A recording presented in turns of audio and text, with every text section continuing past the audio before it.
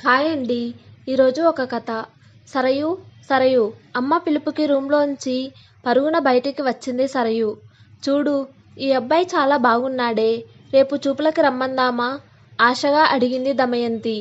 ఇంతోటి దానికి నన్ను పిలిచావా అన్నట్టు చూసి సరే అని ఒక చిన్న నవ్వు నవ్వి ఫోటో చూడకుండానే తల తిప్పేసి మళ్ళీ వంటగదిలోకి వెళ్ళిపోయింది. నేనొకదాన్ని గొంతు చించుకు మాట్లాడుతుంటే ఫోటో కూడా చూడకుండా ఒక వెర్రి నవ్వు నవ్వేసి అలా వెళ్ళిపోతున్నావేంటి? సరయు వెనకాలే కిచెన్లోకి వెళ్ళింది దమయంతి. నేను నీ తల్లినే, ఏదైనా చెప్తే చేస్తే నీ మంచికే. ఆవిడ గొణుక్కుంటూ కూతురి పక్కన నిలబడింది. రమ్మనమ్మా, నేను నీ మాట ఎప్పుడు కాదన్నానా? సరయు క్యారియర్లో అన్నం కూర సర్దుకుంటూ చెప్పింది.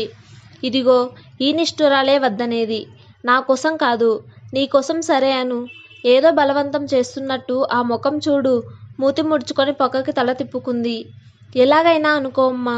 సరయు అక్కడి నుంచి వెళ్ళబోయింది. ఆగవే ఆగు. క్యారియర్లోకి అన్నం పెడుతున్న చేతిని పట్టుకుంటూ ఆపుతూ సూటిగా కళ్ళల్లోకి చూసింది. అమ్మా, టైం అవుతోందమ్మా, ప్లీజ్ అమ్మా. పట్టుకున్న చేతుకున్న గడియారాన్ని చూసి కంగారుగా ముఖం పెట్టి అడిగింది. ఎప్పుడూ ఉండేదేగా, ఒకరోజు ఆఫీస్కి లేట్గా వెళ్తే ఏమవుతుందే? చేతిని విసురుగా వదిలేస్తున్నా కోపంగా అడిగింది.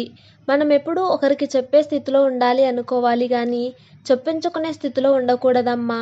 అమ్మ గడ్డం పట్టుకొని బుజ్జగిస్తూ చెప్పింది. అంతా నాన్న బుద్ధి, నాన్న మాటలు. ఆయన నోటి నుంచి ఊడిపడ్డావే. చనిపోయిన భర్తని గుర్తు తెచ్చుకొని కళ్ళు చెమరుస్తూ కూతురి కళ్ళలోకి చూస్తూ చెప్పింది. నాన్న గురించి ప్రస్తావన రాగానే గర్వంతో గుండె ఉప్పొంగి గోడకి ఉన్న నాన్న ఫోటో చూస్తూ అలా నిల్చుంది. ఆయనే ఉంటే ఇప్పటికి నిన్ను ఒక మంచి అబ్బాయికిచ్చి పెళ్లి చేసుండేవాడు. ఇలా అన్యాయం చేసి వెళ్ళిపోతారనుకోలేదు. ఆమె కూతుర్ని గట్టిగా హత్తుకుంది. ఊరుకో అమ్మా, నాన్న ఎక్కడున్నా మనల్ని చూసి ఆనందిస్తుంటారు.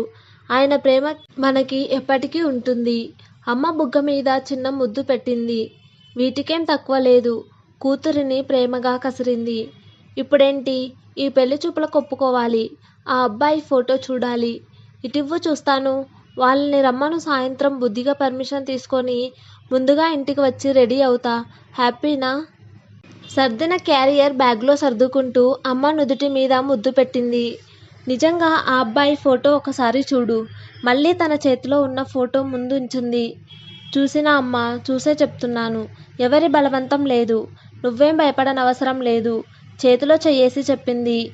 ఇప్పటికే చాలాసార్లు చాలామంది అబ్బాయిలు పెళ్లి చూపులు పేరుతో సరయు మనసుని ఇంటికొచ్చి మరీ నొప్పించి వెళ్లారు. అందుకే అమ్మ చెప్పిందని బలవంతంగా ఒప్పుకుంటుందేమో అని ఆవిడ బాధ.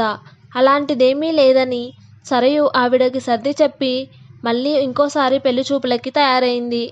సాయంత్రం అయ్యింది. సరయు వచ్చే టైం అయ్యింది. దమయంతి కంగారుగా ఫోన్ పట్టుకుని అటూ ఇటూ తిరుగుతోంది. ఏంటి, ఏమైంది? వస్తానన్న వాళ్ళు రాకుండా ఉండటమేంటి? కంగారు పడుతూ ఆడపడుచునే అడిగిందావిడ. వాళ్ళక్కూడా విషయం తెలిసిందేమో వదినా. కాస్త టైం కావాలేమో. అటువైపు మాట్లాడుతున్న ఆడపడుచు గిరిజ గొంతులో భయం. అయ్యో రామా! దమయంతి తల పట్టుకు కూర్చుంది. ఏమో వదినా, ఇది నా అనుమానం మాత్రమే. నువ్వు అనవసరంగా టెన్షన్ పడకు. మెల్లిగా నచ్చజెప్పడానికి చూసింది. నువ్వూరికే నా మనసు నొచ్చుకోకూడదని ఇలాంటి మాటలు చెప్పకు గిరి. ఎప్పుడూ జరిగేదే కదా, కొత్తేముంది? దమయంతి గొంతులో బాధ, ఏడుపు.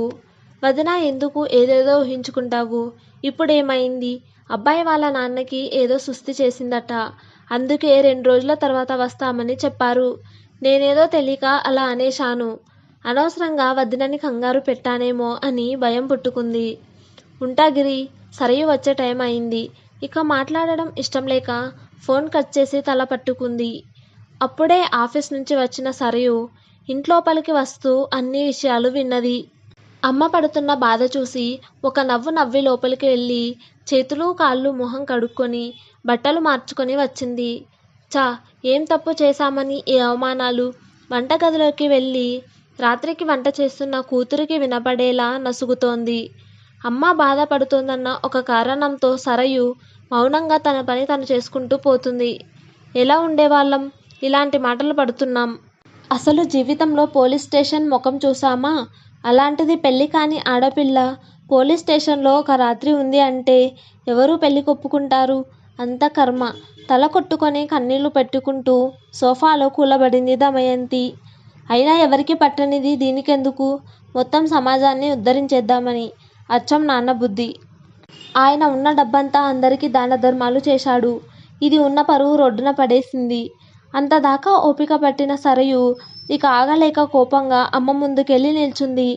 ఏం తప్పు చేశానమ్మా? ఏదైనా కూని చేశానా? దొంగతనం చేశానా? నా హక్కుల కోసం పోరాడాను. నేను మా ఆఫీస్ వాళ్ళు చేసిన ధర్నాలో, మా హక్కులని సాధించుకోవడానికి చేసిన ధర్నాలో మేము పాల్గొన్నాము. వాళ్ళ వృత్తి ధర్మం పోలీసులు మమ్మల్ని అరెస్టు చేశారు. ముందస్తు చర్యగా సాయంత్రం వరకు స్టేషన్లో ఉంచి ఇంటికి పంపించారు. ఇంటికి రావటానికి కొంచెం ఆలస్యం అవడంతో అది కాస్త గాలి వార్తలా మారి పోలీస్ మమ్మల్ని అరెస్టు చేశారని, ఆడపిల్లలని కూడా చూడకుండా రాత్రి వరకు అక్కడుంచారని నానా రాతలు రాసి, కారు కూతలు కూసి, కావలసిన పుకార్లు పుట్టించారు. నా కళ్ళలోకి చూసి చెప్పమ్మా.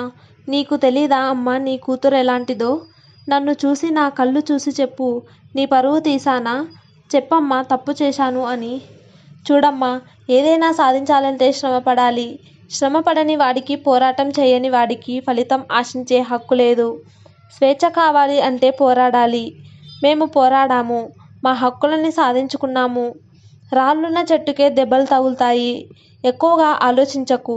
నీ కూతురు పరువు పోయే పనులు అసలు చేయదు. ఒక మాట చెప్తా విను. నన్నుగా ఇష్టపడ్డవాడు ఎక్కడో ఉంటాడమ్మా.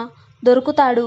ఎదుటి వాళ్ళ బాధని అర్థం చేసుకునేవాడు, ఎదుటి వ్యక్తి భావాలని స్వేచ్ఛనిచ్చేవాడు, మంచివాడు. నాకు ఆ నమ్మకం ఉంది. ఏడుస్తున్న అమ్మని ఎప్పట్లా బ్రతిమాలక కళ్ళ నుంచి వస్తున్న నీళ్లు కనబడనీయక కోపంగా బాధగా రూంలోకి వెళ్ళి తలుపేసుకుంది సరయు. అలాంటివాడు దొరుకుతాడా? దాని కోరిక తీర్చి దాన్ని ప్రేమించేవాడిని తన జీవితంలోకి తీసుకురమ్మని మౌనంగా మనసులో దేవుడిని వేడుకుంది దమయంతి. వారం రోజుల ముందు. ఛీ, వీళ్ళంతా ఆడవాళ్ళ అసలు? చూస్తుంటేనే చిరాకేస్తోంది. అభయ్ మాటలకి విరాట్కి కోపం వచ్చింది. ఏంట్రా తన మాటలు విరాట్కి కోపం తెప్పించాయని అర్థం చేసుకున్న అభయ్ ఏం లేదని పేపర్ పక్కన పెట్టి అక్కడి నుంచి వెళ్ళిపోబోయాడు. అభయ్ని అక్కడ నుంచి వెళ్ళనీయకుండా పేపర్ని ఒక చేత్తో అందిపుచ్చుకుంటూనే మరో చేత్తో అభయ్ చేతిని గట్టిగా పట్టుకున్నాడు విరాట్. మన అమ్మ కూడా ఆడదేరా. అమ్మని, ఆడదాన్ని గౌరవించకపోయినా పర్వాలేదు, అవమానించొద్దు. అభయ్ చేతిని వదిలేసి చక్కగా పేపర్ని మడిచి టేబుల్ మీద పెట్టి అభయ్ కళ్ళలోకి సూటిగా చూస్తూ చెప్పాడు విరాట్. తప్పు నాదే. తెల్లవారి నీతో పెట్టుకున్నాను చూడు, లెంపలేసుకోవాలి. అభయ్ బుగ్గల మీద 2 చెంపదెబ్బలు కొట్టుకున్నాడు. తప్పు లేదు. నువ్వన్న మాటలకి ఇంకో 4 తగిలించొచ్చు. తన గురించి అసహ్యంగా మాట్లాడిన సహోద్యోగి చెంప చెల్లుమనిపించిందే కాక తనలాగా మాటలు పడ్డ మిగిలిన ఆడవాళ్లతో కలిసి వాడిని 4 తన్నింది. మంచేగా చేసిందామె. అదే పేపర్లో వేశారు. అదేగా ఆ వార్త. అందులో నీకు వాళ్ళ తప్పు ఏం కనబడింది? అలా మాట్లాడుతున్నావురా?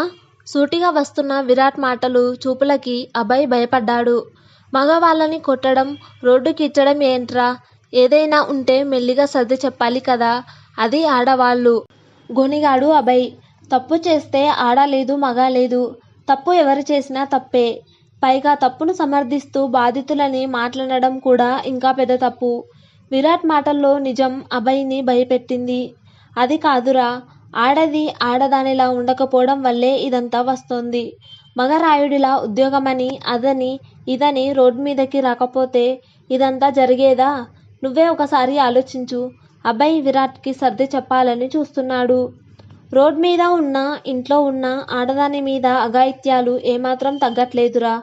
వంకర చూపున్నవాడు ఇంట్లో ఉన్నా, రోడ్డులో ఉన్నా వంకరగానే చూస్తాడు. విరాట్ ఒక చిన్న నవ్వు నవ్వి ఇప్పుడు చెప్పన్నట్టు కన్నెగరేస్తూ చెప్పాడు. నీతో మాట్లాడడం చాలా కష్టంరా. నువ్వో మరో కందుకూరి రామ్మోహన్ రాయ్లాగా మాట్లాడుతున్నావనుకుంటున్నావు. నిజానికి ఈ మాటలన్నీ ఇలా లెక్చర్స్ ఇవ్వడానికి బాగుంటాయి. అదే నిజ జీవితంలో పాటిస్తే అంతే సంగతులు. అర్థం చేసుకో. మగాడెప్పుడు తన చెప్పు చేతుల్లో ఉండే ఆడదాన్నే ఇష్టపడతాడు. నువ్వెంత అంటే నువ్వెంత అనే ఆడదాన్ని కాదు. అది నువ్వైనా నేనైనా. అభయ్ సవాల్ విసురుతూ చెప్పాడు. అమ్మ కానీ, భార్య కానీ చెల్లి కానీ కూతురు కానీ ఆడవాళ్ళు లేకపోతే మనం లేం. వాళ్ళని మనం చెప్పు చేతుల్లో పెట్టడం కాదు. వాళ్ళు మనకి గౌరవం ఇచ్చి మన మాట వింటున్నారు. అదే నిజం. మగాడికైనా ఆడదానికైనా కావాల్సింది ప్రేమించే తోడు, జీవితాన్ని శాసించే యజమాని లేదా చెప్పింది చెప్పినట్టు విని నడుచుకునే బానిస కాదు. భార్య అన్నా భర్త అన్నా జీవితంలో కలిసి నడిచే తోడు. అయినా ఇదంతా నీకు చెప్పినా అర్థం కాదు. విరాట్ మళ్ళీ ఇంకో నవ్వు నవ్వి అక్కడి నుంచి వెళ్ళబోయాడు. ఇప్పుడు కాకపోతే మరో రోజు. కానీ ఏదో ఒక రోజు నా మాటలే నిజం అని తెలుసుకుంటావు చూడు. ఇదే నిజం. అభయ్ కోపంగా చిటికేస్తూ చెప్పాడు. చూద్దాం ఎవరికి ఏది తెలుస్తుందో. అభయ్ మాటలు వినకుండా విరాట్ అక్కడి నుంచి వెళ్ళిపోయాడు. అభయ్ మాత్రం మనసులో ఏవేవో ఆలోచనలతో అక్కడి నుంచి వెళుతున్న విరాట్నే చూస్తూ అలాగే కూర్చున్నాడు. ఇంతలో మనసులో ఏదో ఒక ఆశ, ఒక ఆలోచన మొదలైంది. అంతే, అంతదాకా మాయమైన నవ్వు పెదాలపైన వాలింది. తనలో తానే నవ్వుకుంటూ తనకొచ్చిన ఆలోచనకి తనకి తనే ముచ్చటపడ్డాడు. మాటలందరూ చెప్తారు విరాట్, చేతలకొచ్చేసరికే వెనకడుగు వేస్తారు. చూద్దాం నీ మాటలేమాత్రం నిలబెట్టుకుంటావో. ఒక్క క్షణం ఆలస్యం చేయకుండా చకచకా ఫోన్ తీసి అమ్మకి ఫోన్ కలిపాడు. వరసకి బావని. ఏదో మరదల్ పిల్ల అని చేయి పట్టుకుంటే చెంపా పగలగొడతావా? సరయు, ఆడదానివి. నీకంత పొగరుంటే మరి మగవాడిని నాకెంత ఉండాలి చెప్పు? కళ్ళెగరేసి నవ్వుకున్నాడు. చిన్నప్పటి ఫ్రెండ్, కలిసి పెరిగాం అన్న మాట కూడా గుర్తు రానట్టు నన్ను ఎప్పటికప్పుడు అవమానిస్తుంటావు కదరా. చూస్తారా, నీ పని కూడా చూస్తా. విరాట్ ముఖం గుర్తు తెచ్చుకొని ఇంకాస్త గట్టిగా నవ్వాడు అభయ్. అనుకున్నదే తడువుగా అటు తన అమ్మకి, అదే దమయంతి ఆడపడుచు సరయు మేనత్త గిరిజకి, ఇటు విరాట్ అమ్మ రుక్మిణికి ఫోన్ చేసి విరాట్ వివరాలు అమ్మ గిరిజకి, సరయు వివరాలు విరాట్ వాళ్ళ రుక్మిణికి ఇచ్చాడు సంబంధం మాట్లాడమని. ఇద్దరికీ పెళ్లి కుదిరితే సరే. పొగర్బోతు పెళ్ళాం ఆదర్శల మొగుడు.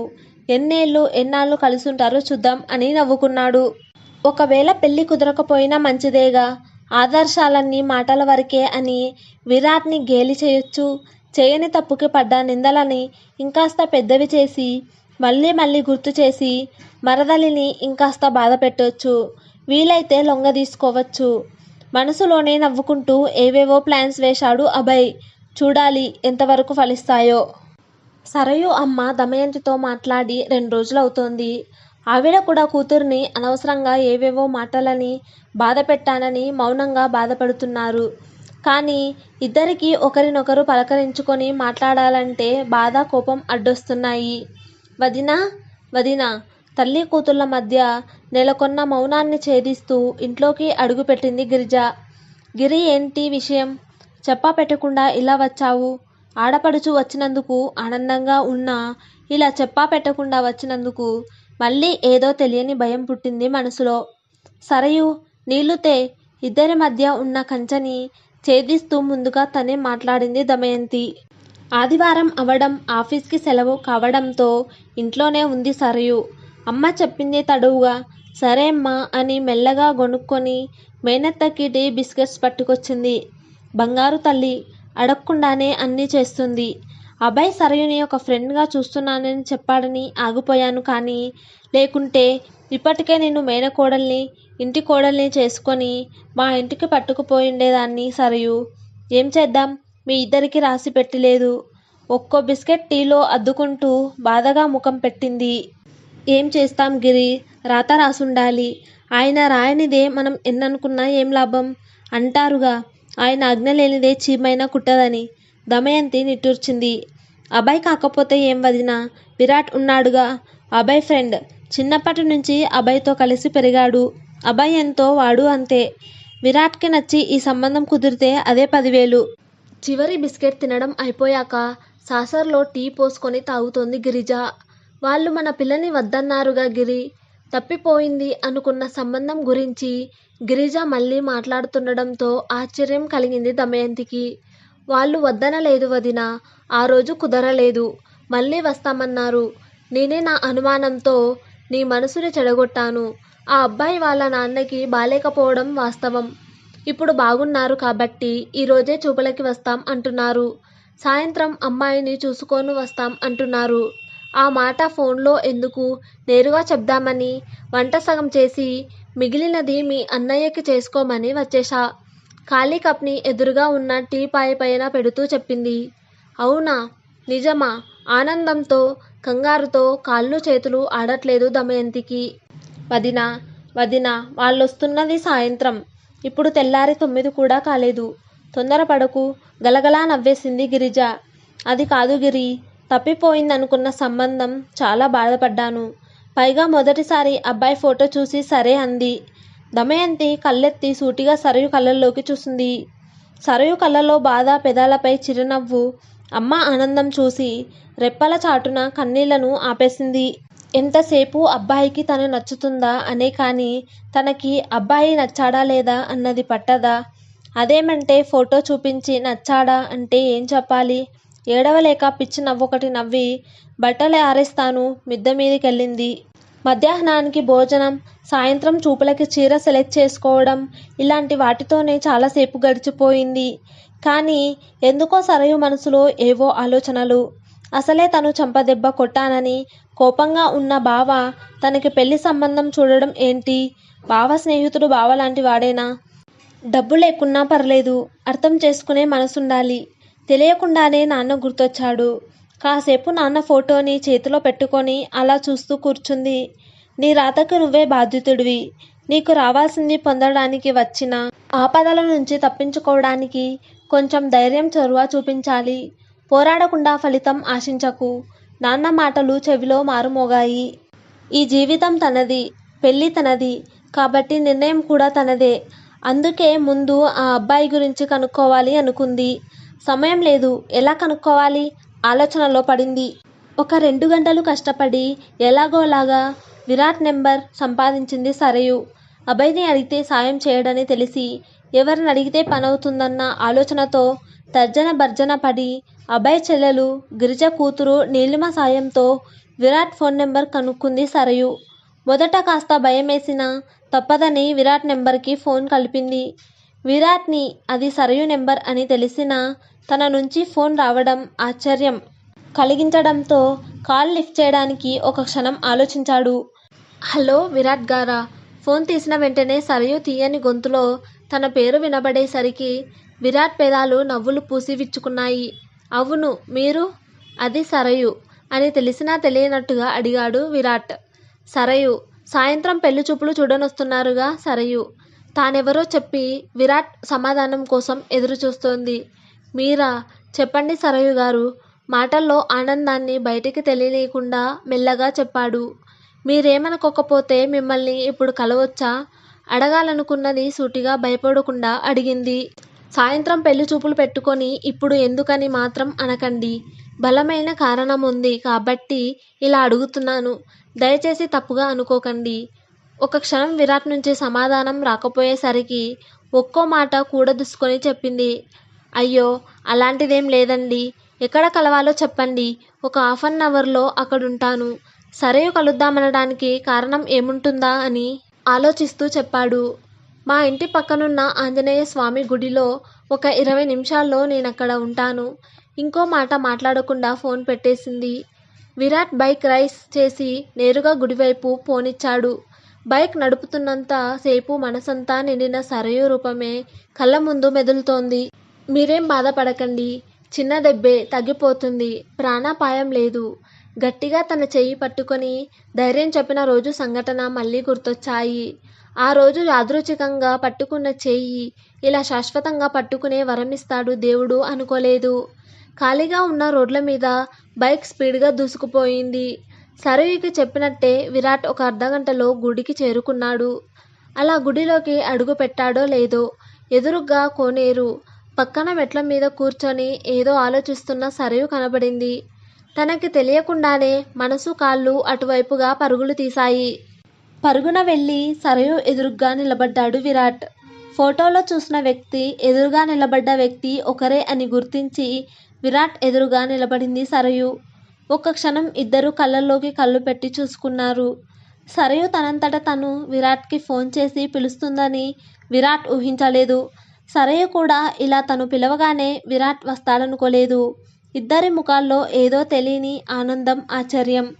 సరయూ సరయూ పేరు పలకగానే విరాట్ మనసుని ఏదో తీయని హాయి కమ్మేసింది. సరయుకి కూడా మొదటిసారిగా తన పేరు ఒక మగవాడి నోటి నుంచి పదే పదే వినాలనిపిస్తోంది. విరాట్ విరాట్ పేరు పలకను గొంతు పూడుకుపోతుంటే ఎలాగోలాగా కష్టపడి విరాట్ని పిలిచింది సరయు. సరయు నోటి నుంచి తన పేరు అమృతంలా, తేనెలా తోచింది. కూర్చోండి సరయు. ఏం మాట్లాడాలో, ఎలా మాట్లాడాలో తెలియక తికమక పడిపోతుంటే ముందు కూర్చోమని చెప్పాడు విరాట్. సరయు ఒక చిన్న నవ్వు నవ్వి కాస్త దూరంలో కూర్చుంది. ఏదో చెప్పాలన్నారుగా సరయు. ఒక 2 నిమిషాలు సరయు ఏదైనా చెప్తుందేమో అని చూసిన విరాట్కి సరయు మౌనం సమాధానంగా దొరికింది. ఏదో చెప్పాలని ఇంత దూరం పిలిచి చెప్పలేక మౌనంగా తనలో తానే కంగారు పడుతున్న సరయుని చూసి చొరవ తీసుకొని విషయం ఏంటని తనే అడిగాడు విరాట్. అదే ఎలా చెప్పాలో, ఏం చెప్పాలో తెలియక మౌనంగా ఉండిపోయానండి. నిజాయితీగా చెప్పి విరాట్ని చూసి ఒక చిన్న నవ్వు నవ్వి సరయు పెదాలపైన నవ్వు, కళ్ళల్లో బాధ స్పష్టంగా కనిపించాయి విరాట్కి. సరయు ఖచ్చితంగా ఏదో విషయంపై చెప్పటానికి మొహమాట పడుతోందన్న విషయం ఆ కొద్ది క్షణాల్లోనే విరాట్కి బాగా అర్థమైంది. మీరు ఏదో చెప్పాలనుకొని ఆగిపోతున్నారు సరయు. విషయం ఏదైనా పర్లేదు, మీరు నాకు చెప్పొచ్చు. నేనెవరికీ చెప్పను. నా వల్ల మీకే సమస్య రాదు. భరోసాగా ఒక నవ్వు నవ్వి చెప్పాడు. అది మీరు నా గురించి అంతా తెలిసే ఈ పెళ్లిచూపులకు ఒప్పుకున్నారా? ముఖం మీది ఆశ్చర్యాన్ని ఎదురుగా ఉన్న విరాట్కి తెలియనీయకుండా కళ్ళలో దాచిస్తూ అడిగింది. తెలుసా అంటే తెలుసు, తెలీదు అంటే తెలీదు. ఈ ప్రశ్నకి ఏం సమాధానం చెప్పాలో తెలియట్లేదు. విరాట్ సరయు కళ్ళల్లోకి చూశాడు. సరయు గురించి ఎంత తెలుసుకున్నా ఇంకా ఏదో తెలుసుకోవాలనే కోరిక విరాట్ మనసులో అంతలా నచ్చేసింది మనసుకి తను. అయితే మీకు నా గురించి తెలియనిదే అనుకోవాలి. ఊహించిందే గదా. తెలుసుకుంటే అసలు ఈ పెళ్లిచూపులకు ఒప్పుకునేవాడు కాదేమో. అందులోనూ అభయ్ స్నేహితుడు. సరయు విరాట్ని చూసి ఒక నిట్టూర్పు విడుస్తూ బాధగా నవ్వింది. మీరు మంచివారు సరయు. అమ్మా నాన్నని అమితంగా ప్రేమించే ఒక కూతురు, ఒక మంచి స్నేహితురాలు, బాధ్యత తెలిసిన ఒక ఉద్యోగి, చుట్టూ ఉన్న వాళ్ళకి మంచి చేయాలనుకునే అమ్మాయి. ఇవి చాలా అనిపించాయండి. మరే విషయాలు తెలుసుకోవాలనిపించలేదు. సరయు ఇంకా ఏదో ఆలోచిస్తుందని గ్రహించి సరయు మీదున్న అభిప్రాయాన్ని చాలా స్థిరంగా చెప్పాడు విరాట్. చాలదండి, మీకు తెలియాల్సింది ఇంకా కొన్ని ఉన్నాయి. విరాట్ ఎన్ని చెప్తున్నా సరయుకి అనుమానం పోలేదు. సూటిగా విరాట్ కళ్ళలోకి చూసింది. అయితే చెప్పండి. మీ గురించి మీ నుంచి తెలుసుకోవడం చాలా బాగుంది. విరాట్ చాలా ఉత్సాహంగా చెప్పాడు. నేను చేయని తప్పుని, నిందని ఇన్నాళ్లుగా మోస్తున్నాను. తనకు రావాల్సిన హక్కుల కోసం ధర్నా చేయటం, అరెస్ట్ అవ్వటం, ఒక రాత్రి పోలీస్ స్టేషన్లో ఉండడంతో తన మీద గాలి వార్తలు రావటం, అందువల్ల వరుసగా 2-3 సంబంధాలు చెడిపోవడం అన్నీ మెల్లగా తడిసిన కళ్ళతోటి చెదరని చిరునవ్వుతో చెప్పింది. అంతా వింటున్న విరాట్కి సరయు మనసులోని బాధ స్పష్టంగా అర్థమవుతోంది. సరయు బాధపడటం విరాట్కి నచ్చలేదు. పైకి ఇంత ధైర్యంగా ఉండే అమ్మాయిలో ఇంత బాధ దాచుకుంది అసలు ఊహించలేదు అతను. చెప్పాల్సింది చెప్పి కొన్ని క్షణాలు విరాట్ స్పందన కోసం చూసింది. విరాట్ నుంచి ఎటువంటి ప్రతిస్పందన రాకపోయేసరికి తనేమో ఆలోచిస్తున్నాడో అర్థమై అక్కడి నుంచి వెళ్ళిపోవాలని నిర్ణయించుకుంది. సరయు బాధ జరిగిన విషయాలని తరచి తరచి ఆలోచిస్తున్న విరాట్కి ఒక్క నిమిషం నోట మాట రాలేదు. విరాట్ మౌనం ఊహించిందే కానీ ప్రతిసారి అదే తిరస్కరణ సరయు తట్టుకోలేకపోయింది. ఉంటానండి. బాధ నిండిన కళ్ళతో ఒక చిన్న నవ్వు నవ్వి విరాట్ చూసి పెద్ద పెద్ద అడుగులు వేసుకుంటూ గుడిలోంచి బయటకు వెళ్ళిపోయింది సరయు. గుడి నుంచి వెళ్ళిపోతున్న సరయుని చూసి తను చేసిన తప్పు అర్థమై సరయును చేరాలని వెనకనే పరిగెత్తాడు విరాట్. అప్పటికే సరయు గుడి దాటి వెళ్ళిపోయింది. తన అనుమానమే నిజం అయింది. బావ అభయ్ స్నేహితుడు. అభయ్ లాగా కాక ఇంకెలా ఉంటాడు? తన అనుమానం నిజమే. కానీ అమ్మకి ఏమని చెప్పాలి? ఎన్నో ఆలోచనలు మనసంతా నిండిపోయాయి. పరుగున గుడి బయటకి చేరుకున్న విరాట్కి సరయు ఎక్కడా కనిపించలేదు. ఒక్కసారి మనసంతా భారంగా మారిపోయింది. ఇంటికొచ్చిన సరయు మౌనంగా అమ్మతో కలిసి భోజనం చేసి తన పని తను చేసుకుంటూ పోయింది. సాయంత్రం అవుతోంది. అబ్బాయి వాళ్ళు వస్తారన్న సమయం అవుతోంది.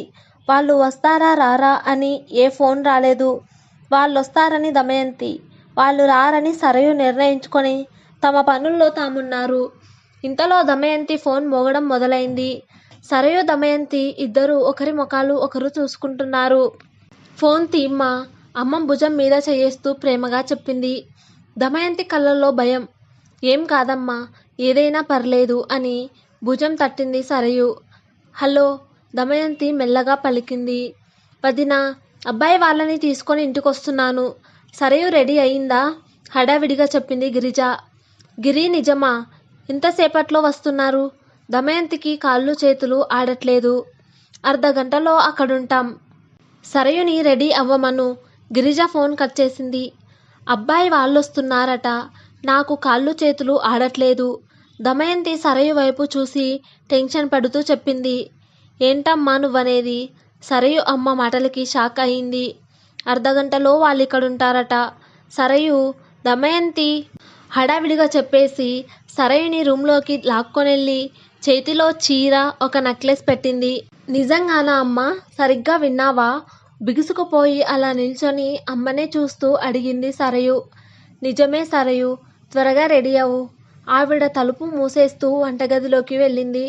సరయు చీర కట్టుకొని మెల్లో చైన్ వేసుకుంటూ తననొకసారి అద్దంలో చూసుకుంది. ఎందుకో మొదటిసారి తనకి తను ఆనందంగా కనిపించింది. తెలియకుండానే పెదాల మీద ఒక చిన్న నవ్వు వాలింది. వంటగదిలో తనకు తోచిన ఫలహారాలు చేసి కాఫీ పెట్టి కూతురు తయారైందో లేదో చూద్దామని సరయు రూమ్ తలుపు తీసుకొని లోపలికి వెళ్ళిన దమయంతికి అందంగా బుట్టబొమ్మలాగా ముస్తాబైన తన కూతురు సరయు కనిపించింది. ఒక క్షణం అలాగే దూరం నుంచి కూతురి ప్రతిబింబాన్ని అద్దంలో చూసింది దమయంతి. సరయు పెదాల మీద చిరునవ్వు. ఎందుకో మనసుకి తృప్తి కలిగి కళ్ళెంబడి కన్నీళ్లు కారాయి. ఎప్పుడూ ఎంత అలంకరించినా ఏదో కొరత, ఇప్పుడేదీ లేదు. ఒక చిన్న నవ్వు ఎంత మార్పు తెచ్చిందో. మెల్లిగా కూతురి దగ్గరికెళ్ళి గట్టిగా హత్తుకొని నుదుటి మీద, బుగ్గ మీద ముద్దు పెట్టింది. నా దిష్టే తగిలేలా ఉంది. దమయంతి ఫ్రిడ్జ్లోంచి మల్లెపూలు తీసి తలలో తురిమింది. అమ్మ సరయు అమ్మని పట్టుకొని ఇలా ఉండిపోయింది. వదినా, వదినా. ఒకరినొకరిని చూసుకుంటూ అలా హత్తుకొని నిల్చున్న దమయంతి, సరయులకి గిరిజ పిలుపు వినిపించింది. వాళ్ళొచ్చినట్టున్నారు. నువ్విక్కడే ఉండు. దమయంతి హడావిడిగా రూమ్ నుంచి బయటకు వెళ్ళింది. వదినా, విరాట్ వాళ్ళ అమ్మా నాన్న. లోపలికొచ్చిన విరాట్ని, అతని అమ్మా నాన్నల్ని అమ్మకి పరిచయం చేస్తోంది మేనత్త. లీలగా మాటలు వినిపిస్తుంటే రూమ్ లోపల మనసులో ఏదో తెలియని ఆనందం, కంగారు నింపుకొని విరాట్ గురించి ఆలోచిస్తూ ఉండిపోయింది. సరయు చేతిని పట్టుకొని విరాట్ ఎదురుగా తీసుకొనొచ్చి నిలబెట్టింది. ఆశ్చర్యంగా తననే చూస్తున్న సరయుని చూసి మెల్లగా ఒక నవ్వు నవ్వుతాడు విరాట్. విరాట్ పెదాలపైన నవ్వు వెనక భావం అర్థం కాక రెప్ప వేయకుండా విరాట్ని చూస్తూ నిల్చుంది సరయు. పిల్లలిద్దరూ ఏదైనా మాట్లాడుకుంటారేమో. గిరిజని దమయంతిని చూస్తూ మెల్లిగా అడిగారు విరాట్ తండ్రి. నిజమే అన్నట్టు తలుపి హాల్ పక్కన ఉన్న గదిని చూపిస్తుంది దమయంతి. ఏం మాట్లాడాలో తెలియక కంగారుగా కిటికీ వైపు నిల్చొని ఎటో చూస్తున్న సరయుని తన వైపు చూడమన్నట్టు సరయు అని పిలుస్తాడు విరాట్. హా విరాట్ గారు. తికమక పడుతూ విరాట్ వైపు చూస్తుంది సరయు. ఎందుకంత టెన్స్డ్గా ఉన్నారు? పెళ్లి చూపులు, అది ఇబ్బందిగా ఉందా? సరయు కళ్ళల్లోకి చూస్తూ ప్రేమగా అడుగుతాడు. లేదండి, అలవాటైపోయాయి. కొత్తగా బాధపడడానికి ఏమీ లేదు కానీ ఏదో చెప్పబోయి ఆగిపోయింది. కానీ విరాట్ ఒక అడుగు ముందుకేసి సరయు చేతిని తన చేతుల్లోకి తీసుకుంటూ అడిగాడు. అనుకోని ఆ చర్యకి భయపడి ఒక అడుగు వెనక్కి వేస్తోంది సరయు. కానీ స్థిరంగా తన చేతిని సరయు చేతులతో గట్టిగా పట్టుకుంటాడు విరాట్. అది కాదండి, ముందు మీరు ఈ పెళ్లి చూపులకి వస్తారనుకోలేదు. రెండోది మీ అమ్మా నాన్న విషయం తెలిస్తే ఎలా రియాక్ట్ అవుతారో అని. ఇక దాచేది లేక సరయు మనసులో మాటని పైకి చెప్పేసింది.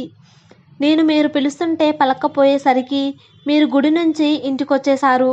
నేను మీ పిలుపుకి పలకనిది మీలో ఉన్న నిజాయితీని చూసి ఆశ్చర్యపడి, అంతేకాని వేరే ఏ ఉద్దేశమూ లేదు. ఇక అమ్మా నాన్న సంగతి నేను చూసుకుంటాను. వాళ్ళకి ఈ విషయం ఎక్కడ ఎలా చెప్పాలో అలానే చెప్తాను. వాళ్ళు నా ఇష్టాన్ని ఏ రోజు కాదనలేదు. చెప్తున్నంతసేపు విరాట్ పెదాలపైన ఒక చిన్న నవ్వు.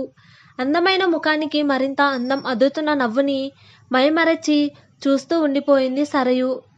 సరయు దమయంతి తలుపు దగ్గర నిలబడి కాస్త గట్టిగా పిలవడంతో ఇద్దరూ ఉలిక్కిపడి అటువైపు చూశారు. నమ్మకం అన్ని బంధాలకి పునాది సరయు గారు. నన్ను నా మాటలకి నమ్మండి. మా వాళ్ళ నుంచి ఆ విషయం మీద ఒక్క మాట రాకుండా చూసుకుంటాను. విరాట్ సరయు చేతులని వదిలేసి అక్కడి నుంచి ముందుకు నడుస్తూ చెప్పాడు.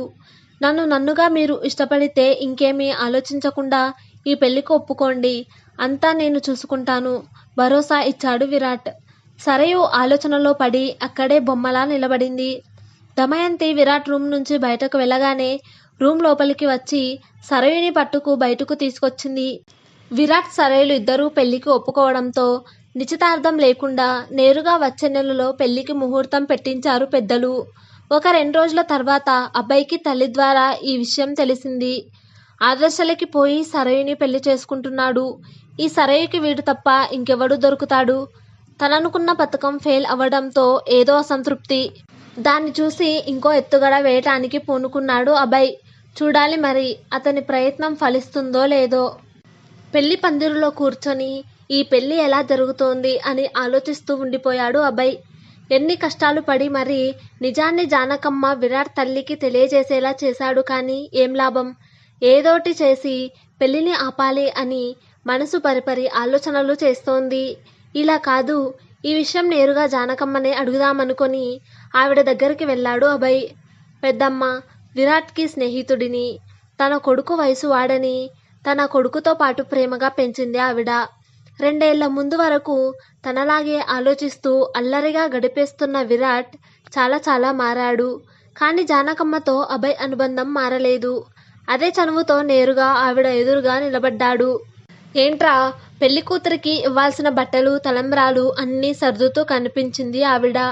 అది కాదు పెద్దమ్మ, నేను ఈ విషయం మీకు తెలుసనుకున్నాను. కానీ ఎందుకో ఈ విషయం మీకు తెలియదనిపిస్తోంది.